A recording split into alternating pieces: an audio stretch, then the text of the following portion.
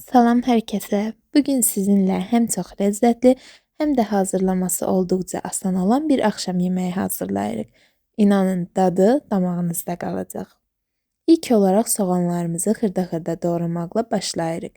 Mən bir ədəd böyük soğandan istifadə etdim. Doğradığımız soğanları birbaşa qazanın içinə əlavə edirik. Daha sonra badımcanları təmizləyib orta ölçüdə kub şəklində doğrayırıq.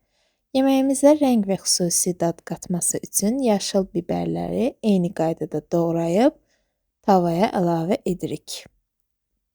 Əvvəlcədən qaynadıb hazırladığım tikə ətləri əlavə edib, üzərinə zeytun yağı, duz və paprika əlavə edirəm.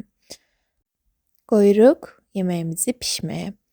Yemək bişənə qədər isə tez onun yanına yaraşan yüngül bir salat hazırlayaq.